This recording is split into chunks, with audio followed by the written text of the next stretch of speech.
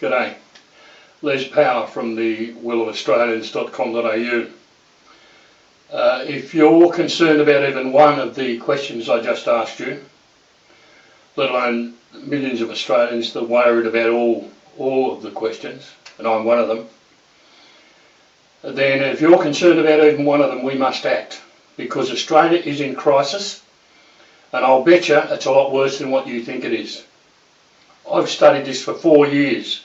I like to think I know what I'm talking about, and I've developed, it's taken me 2 years to do it, I've developed what I believe is the only way that Australia can operate as it's meant to do by a constitution, because we are a democracy, which if you look at your dictionary definition of a democracy, it says government by the people. That means that this country exists for the benefit of the people. It doesn't exist for politicians, it doesn't exist for business, it doesn't exist for large corporations like banks and oil companies and all the rest of it, and it certainly doesn't exist for international investors. It exists for you, the people of Australia. And we've just been allowed to forget about our rights and our responsibilities under the Constitution, and the politicians have just done whatever they want to do, and I believe they should hang their heads in shame. I probably shouldn't say that, but I've said it and I stand by it.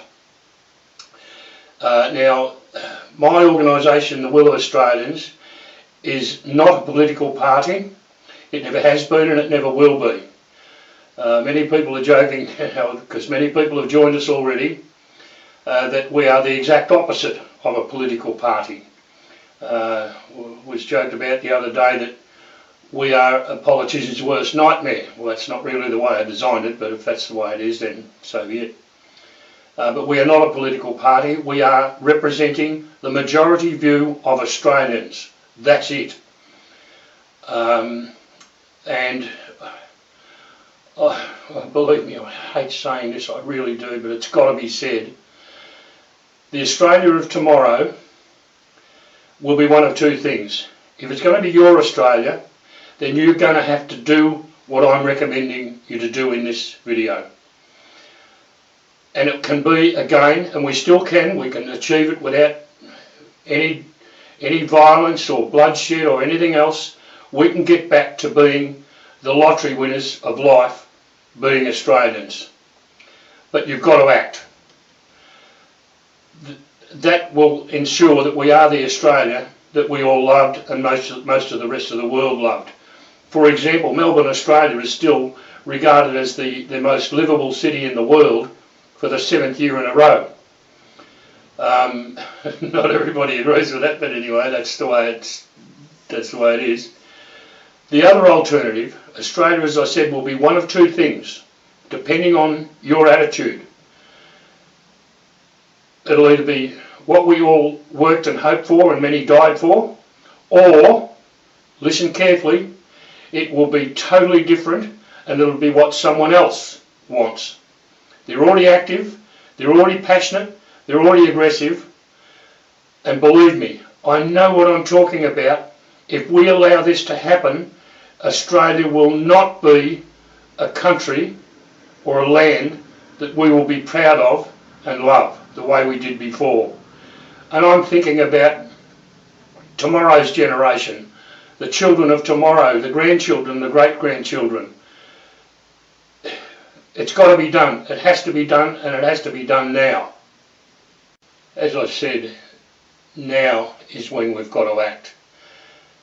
And I regard this as, what would one call it, a national emergency, I guess would be the best words I could use.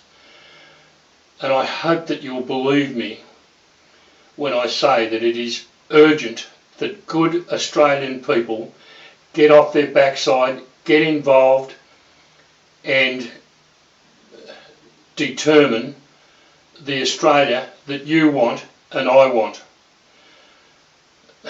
The alternative is just not something we can contemplate.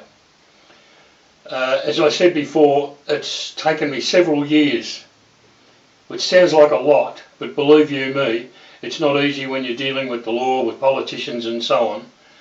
And I've arrived at what I believe is the only way that we can do what we want to do. It is constitutional, it is legal, it is effective, it will work. And if you like, it's secure from your point of view, because all of your information, which I don't require any information from you right now, but any information that you get, like name, address, any of that sort of stuff, is held in a separate file and stored off-site. You are allocated with a number, so that when I argue your case in Canberra, you will be a number, not a person. But you'll be bona fide by a responsible authority, which is also part of the complication. But the rationale of why we're doing what we're doing is perhaps if I just explain as briefly as I can. There are a number of different ways that you can make your will known to politicians.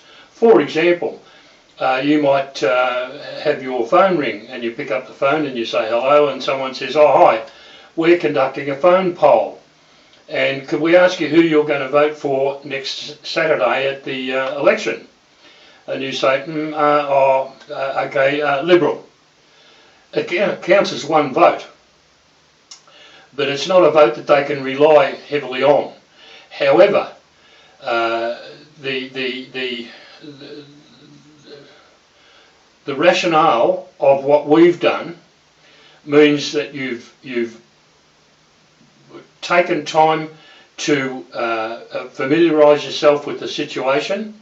You've made an investment, not in terms of money in this case. If you wanted to join the Will of Australians Gazette, that's a small investment of $6, which that's all there is. But you make an investment in terms of time, because you're watching this video and you're going to get a copy of the interim report, which I'll send you free of charge, no obligation. You are doomed to have read that because you've you've made the investment to get it. So you've educated yourself as to the do's and don'ts and the wants and don't wants, and you've responded according to the law, and that gives you the absolute maximum impact of your vote, which that's why I've done it the way I've done it. Now, as I said, if you click the link below and give me just your first name and your email address, your first name just so I can be polite and refer to you as your first name. There's no obligation, no charge. I will send you immediately the free report, which is called, as you can see, the interim report.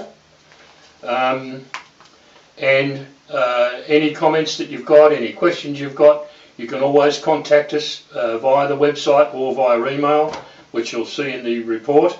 I hope you'll give it a try, and I hope you'll understand and begin to understand what we're trying to do, and I hope you'll come along with us. Just a final comment on the interim report. This is not entertainment. This is not lovey-dovey, cuddly, warm stuff. This is stuff that I believe all Australians need to know. It'll probably scare some people, but you need to know the situation. And it will tell you a little bit about us, what we hope to achieve, how we're going to achieve it, and the situation as essentially as I see it. Again, I hope you'll pop your name and email address in. I'll send you the report, and hopefully we can continue to communicate. Look, just in closing, I want you to just hear me say that it's vital that we be informed, because the world is changing. The politicians are not telling us about it. Easy to understand why, I guess. The mainstream media, why I don't know, are not telling us about it. They'd rather tell us about a car crash 2 states away, or a stabbing 3 states away, than tell us what's happening in places like Spain or Poland or the UK, London, wherever. Why that is, I don't know, but that's the way it is. It's essential that we be informed and we know the real situation. And believe me, it's not pretty, but I will tell you the real situation. In closing, just a warning with respect that there are people, and I respect these people, they're offering bad ideas. There's got to be 100 political parties, as I said, which I've been invited to join almost every one of them, and I've said no, not interested. The last thing, in my opinion, Australia needs is a new politician. The second last thing Australia needs is another new political party. I mean, we've got people like Pauline Hanson, Corey Bernardi, Bob Catter and numerous others. These are experienced politicians that have been involved in politics for 20 and more years. And they haven't made any basic difference to the fundamentals of Australia. We're still deeply in trouble, and it's getting worse, even with those people. A new politician or political party, I mean no disrespect, but they're not going to have any effect. Not for 5 years, 10 years or even more. There's others advocating that we have placards and walk up and down the streets blocking traffic with, you know, placards and demonstrations. Please don't get involved in that. We're already divided as a nation now. We're more divided as a nation than we've ever been in our history. Those sorts of things are going to make it worse. Even more people are advocating civil disobedience. Don't pay your fines, don't pay your rates, boycott certain industries and certain companies. Wrong, wrong, wrong. Please don't get involved in any of that sort of stuff. We can save Australia, we can do it legally, constitutionally and safely, and bring Australia back together again instead of add to the division. I hope you'll allow me to send you the interim report. It's not pretty, but we're not being informed. I'm telling you now, I will inform you. I will keep you informed. That's all I've got to say. Sorry it's gone on for so long. I hope you'll consider what I've said. All the best for the moment. God bless Australia.